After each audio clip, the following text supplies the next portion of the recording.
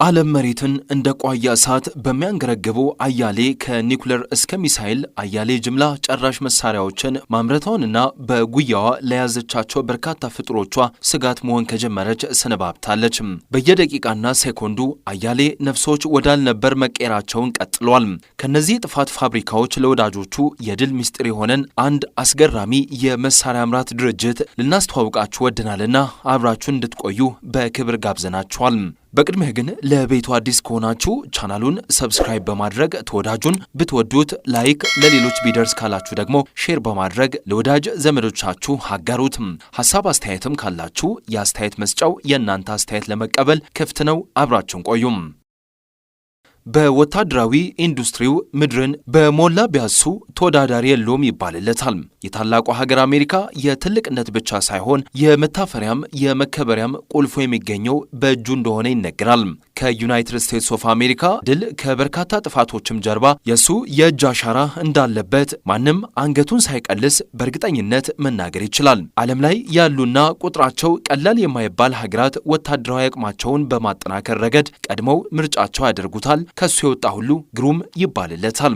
ከበርካታ አውዳሚ የጦር ጀቶች ጀርባ የሚገኘውና መቀመጫውን አሜሪካዋ የሜሪላንድ ግዛት አድርጎ በ3 ኪሎ ሜትር ላይ የከተመው ሎክሂድ ማርቲን ከበርካታ አውዳሚ የጦር ጀቶች ጀርባ የሚገኘውና መቀመጫውን አሜሪካዋ የሜሪላንድ ግዛት አድርጎ በ3 ኪሎ ሜትር ላይ የከተመው ሎክሂድ ማርቲን ይህ የአሜሪካው የመከላከያ መስሪያ ቤት የቀኝ እጅ ሆኖ እያገለገለ የሚገኘው ስኬታማ የወታደራዊ ቁሶች አምራች ድርጅት ምስረታው ከወደ 1995 እንደ ፈረንጆቹ አቆጣጠር እንደሆነ ይነገርለታል።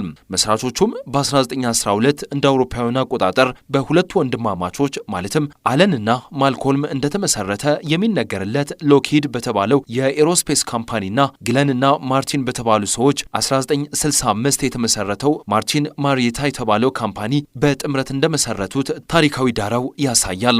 በተለይም ሁለቱ ማለትም ምስረታውን በ1912 አድርጎ በአውሮፕላን ምርቱ የ1920ዎቹ ሀያል ካምፓኒ የነበረው ሎክሂድ እና ምስረታውን 1965 ያደረገው ማርቲን ማሪታ በዘርፉ አንቱታን ያተረፉ መሆናቸውን ለአሜሪካው የመከላከያ ግምጃ ቤት ፔንታጎን ስኬት ደጀን ሆነው በመላው ዓለም አንቱታን አትርፈዋል። ታዲያ አሁን ላይ በጥምረት ሎክሂድ ማርቲንን መስርተው በስራ ላይ የሚገኙት እኚህ ሁለት የ20ኛው መቶ ክፍለ ዘመን ድርጅቶች በወታደራዊ ኢንዱስትሪው እድገት ከፍተኛ ሚና እንደተወጡም ይነገርላቸዋል። የያኔው የ1920ዎቹ ጉምቱ የአየር ቴክኖሎጂ ባለቤቱ ሎክሂድ P-38 የተባለች ቀላልና በዘመኑ እጅግ መደነቅን ያተረፈች የውጊያ ጀት ማምረቱ አሁን ላለበት ደረጃ እንደ መሳልል እንደሆነው ይነገራል። ማርቲን ማሪታም ቢሆን ወደ ናሳ የመጠቁትን ናሳ ጀሚናይ እና አፖሎ ስፔስን ወደ ጠፈር እንዲመጥቁ ያደረገውን ቲታን ሮኬት የተባለውን ቁስ ያመረተና የዘመኑ ውጤታማ የኤሮስፔስ ቴክኖሎጂ ነው። ይህ ተቋም ለአሜሪካው ናሳ አሁን ላለበት እድገትና የጠፈር ላይ ውድድር የጀርባ አጥንት ወይም አዎንታዊ ገፊ ሆኖ ማገልገሉም በጀብዱ ይወራለታል። ከዚያም ሁለቱ የዘመናቱ እውቅ የኤሮስፔስ ቴክኖሎጂዎች በ1995 ጥምረት በመፍጠር አሁን ከበርካታ ድሎችም ውድመቶችም ጀርባ ስሙ ገዝፎ የሚነሳው ብሎም የበርካታ ሀገራት ወታደራዊ ተቋማት መታፈሪያና መከበሪያ የሆኑ ዘመን አመጣሽ እሳት አዘል ተዋጊ ጄቶችን እያመረተ በርካታ ቢሊዮን ዶላሮችን ወደ ካዝናው እያስገባም ይገኛል።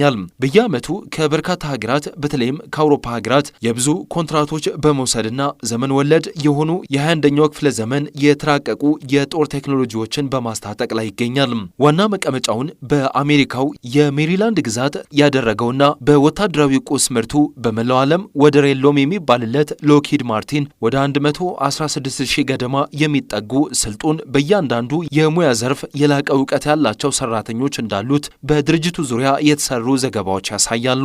ድርጅቱ ከሳተላይት ምስል አሳሾች እስከ መረጃ ሰብሳቢ ጀቶች ከወታደራዊ ቁስ አመላላሽ ሄሊኮፕተሮች እስከ ሰማይ ሰንጣቂ የማክ ፍጥነት ያላቸው ቦምብ ጣይ ጀቶች ከእሳትና ድንገተኛ አደጋ ፈጥኖ ደራሽ ጀቶች እስከ ልዩ ግዳጅ ፈጻሚ ሄሊኮፕተሮች በሙሉ በተዋጣለትና ዘመኑ በሚጠይቀው ቴክኖሎጂ ታግዞ በማምረት ላይ ይገኛል። ይህ ብቻ ሳይሆን ህዋ ላይ ሆነው መረጃዎች የሚቃርሙ ሳተላይቶችን፣ መርከቦችን፣ ባህር ሰርጓጅ መርከቦችንና የኤሌክትሮኒካል ዋርፌር ጭምር እንደሚያመርት ይነገራል።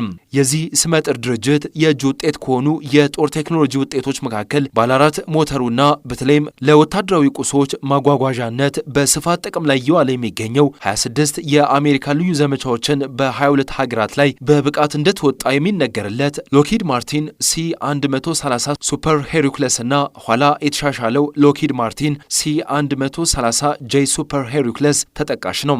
ሌላኛው በ21ኛው መቶ ክፍለ ዘመን አሜሪካን ካስከበሩና ተፈሪነቷን ከጨመሩ የጦር ቴክኖሎጂዎች ከቀዳሚዎቹ የሚመደበው ዘ ጀነራል ዳይናሞክስ F-16 ፋይቲንግ ፋልከን እየተባለ የሚጠራው ባለ አንድ ሞተር ነገር ግን ደግሞ አይነተ ብዙ ግዳጆችን በመፈጸም የሚታወቀው የዩናይትድ ስቴትስ ኤርፎርስ ንብረት የሆነው ጄት ነው። ይህን ዘመናዊ የጦር ጄት ከዩናይትድ ስቴትስ በተጨማሪ ቱርክ፣ እስራኤል፣ ግብፅ፣ ደቡብ ኮሪያ፣ ግሪክ፣ ታይዋን፣ ቤልጅየም፣ ፖላንድ እና ዴንማርክ የመሳሰሉት ሀገራት በብዛት ወደ አየር ኃይላቸው ቀላቅለውታል። ሌላኛውና በተለይም አሁን እጅግ አደገኛ ከሚባሉት ተዋጊ ጄቶች መካከል አንዱ የሆነው የአሜሪካው F-35 የተባለውና በራዳር ትራክ በመደረግ ደረጃ ውጤታማ ነው የሚባልለትም የዚህ የአየር ቴክኖሎጂ ተቋም የእጅም የአእምሮም ውጤት እንደሆነ ይነገራል። ይህ ጄት ዓለም ላይ አሉ ከሚባሉ የረቀቁ የጦር ጄቶች መካከል አንዱና ከቀዳሚዎቹ መካከልም ነው። ይህ በአሜሪካና አጋሮቿ የአየር ኃይል እጅ እንደሚገኝ የሚነገርለት F-35 የተባለው አስደናቂ ተዋጊ ጄት ታዲያ መሬት ጋር ከተነካካው ጎማው ጀምረን ከፍታውን ብንለካው 4.38 ሜትር ይደርሳል። ከአፍንጫው የመጀመሪያው ክፍል ተነስተን እስከ ክንፉ ጫፍ ብንለካው ደግሞ 15.7 ሜትር ይረዝማል።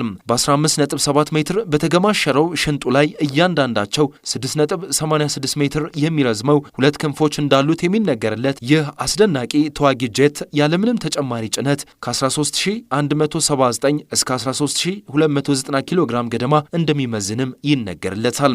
በርቀት መቆጣጠሪያ የሚታዘዙና ምድርን እንደ ቋያ እሳት የሚያንገረግቡ አያሌ ቦምቦችን ጨምሮ ከአየር በአየር ለሚደረጉ ውጊያዎች የሚያገለግሉ አያሌ የእሳት ቁምቡላዎችና ጥይቶችን በጉያው ሻጥ አድርጎ 1200 ኪሎ ሜትሮችን ያካልላልም ይባልለታል። ከራዳር ውጭ ሆነው ግዳጅን በብቃት ከሚፈጽሙ የአምስተኛው ትውልድ ቦምብ ጣይ ጀቶች ይመደባል። አሜሪካ ከኢራቅ እስከ ሶሪያ፣ ከየመን እስከ ሩዋንዳ ከዚያም እስከ ኩባ የሚገኙ ከተሞችን ወደ አመድነት ቀይሯልም ይባልለታል። የአሜሪካ ወዳጆች ማለትም እንደ እስራኤል፣ ጃፓን፣ አውስትራሊያ፣ ኖርዌይ፣ ደቡብ ኮሪያ፣ ኔዘርላንድስ፣ ካናዳ፣ እንግሊዝ፣ ጣሊያንና የመሳሰሉት ሀገራት የአየር ኃይላቸውን እንዳጠናከሩበትም ይነገራል። ታዲያ የዚህ ተፈላጊ ተዋጊ ጄት አምራቹ ይኸው ሎኪድ ማርቲን የተባለው ድርጅት ነው። ብቻ ምን አለፋቸውም ከአሜሪካና እስራኤል የአየር ጥቃቶችም ለመካከለኛው ምስራቅ ውድመትና ሰቆቃም ላይ የዚሁ ድርጅት አሻራ እንዳለበት ይታመናል። ምክንያቱም አሜሪካ በርካታ የመካከለኛው ምስራቅ መንግስታትን ለማዳከምና ታጣቂዎችን ለማጥፋት በሚል ምክንያት እስራኤልም ከሐማስ ጋርና ከሂዝቦላህ ጋር ባደረገችውና እያደረገች ባለው ጦርነት ከጋዛ እስከ ካኑን ዩኒስ ከቤሩት እስከ ደቡባዊ ሊባኖስ የእሳት ቋያ ከሚለኩሱ በቦምብ ላይ የዚሁ የሎኪድ ማርቲን ስሪት የሆነ ዘመናዊ ቦምብ ጣይ ጀቶች እጅ እንዳለበትም ይታመናል። በየቀኑ በየሰዓቱ በየደቂቃውና በየሰከንዱ በርካታ ንጹሐን ይችን ዓለም ይሰናበታሉ። ለዚያም ያለ በደልና ያለ ጥፋታቸው። ታዲያ ከነዚህ ንጹሐን እልቂት ጀርባ በርካታ የጥፋት ድርጅቶች እንዳሉም ይታወቃል። ከሩሲያ እስከ ሰሜን ኮሪያ፣ ከኢራን እስከ ፓኪስታን፣ ከቻይና እስከ ህንድ፣ ከአሜሪካ እስከ ቱርክ፣ ከጃፓን እስከ እስራኤል በርካታ የጥፋት ፋብሪካዎች አሉ። የእነዚህ ሁሉ አለቃው ግን ይኸው ዋናው መቀመጫውን አሜሪካ ላይ ያደረገው ሎኪድ ማርቲን እንደሆነ ማንም ይመሰክራል። እኛም ንጹሐን ያለ ጥፋታቸው የማይገደሉባት ልጅን ወልደው ለመሳምና ለማሳደግ የማይሸማቀቁባት ዓለም እንድትኖር መልእክታችን ነው። ሰላም።